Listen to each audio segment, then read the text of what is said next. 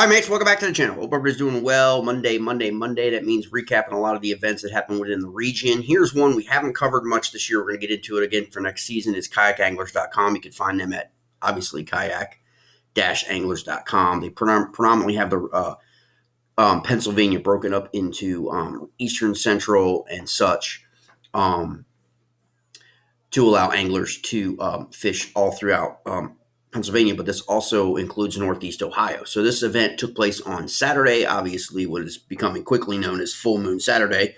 If you listen to a lot of the recaps of a lot of events, we're actually going to do a video on the full moon coming up.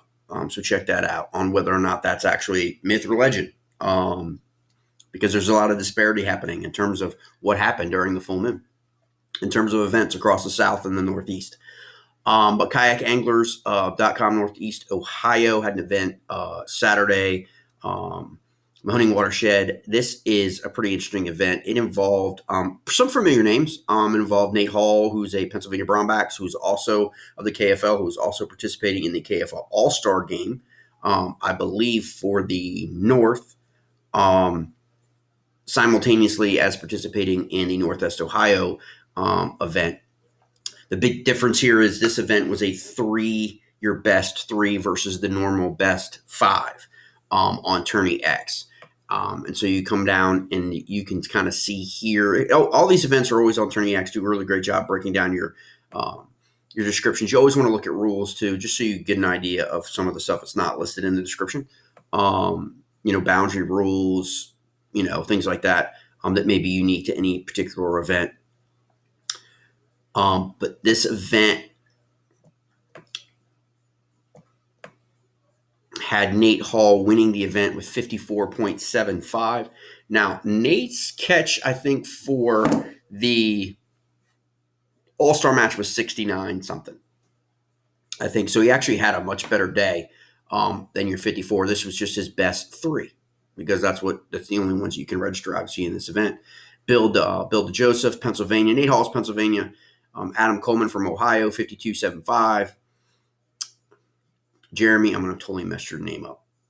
Aaron Holt, I guess, 49.50. And then Drew Gregory. Now, stress on Drew Gregory, number 5. Drew Gregory is actually one of the top anglers in the country, participating on Hobie, KBF, Bassmaster, you name it, all the trails. Rumors are he could be participating for the Arkansas Hogs in the KFL, but I don't know why he would do that. But, we'll see what happens.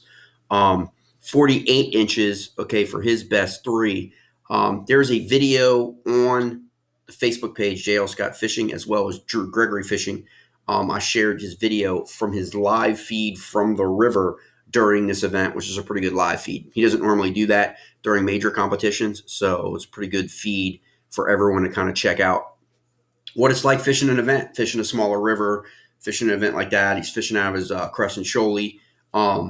It's just a really good video. I think you should check it out. For what it's like to be on the water, in these events, even when they're small, when they're local. I think those events are better. I think there's a lot less, maybe stress, a lot less heavy weights going on as opposed to like an event with 200 anglers. That's a national event with big money on the line.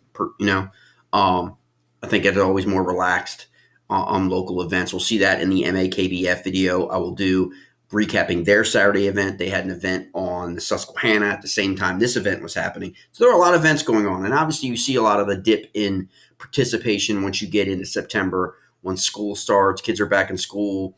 A lot of people got to get back into the whole work routine from summer vacations and all of that. So it's normal to see they had 19 anglers in this one. I think the MAKBF had, I want to say 30, maybe high 20s, maybe low 30s. Southwest Virginia Yackers had about 20 in their event. NVKBA has a monthly going on right now for the entire September, which has, I think, over 60 anglers in it, which is a team event. I'll cover that too as well. But it just gives you an idea of, fishing's still going on. It's fall. I mean, a totally different transitions going on underway. We've had some weather events. So all that's going to impact what's happening on these river systems. But you can kind of see after Drew Gregory,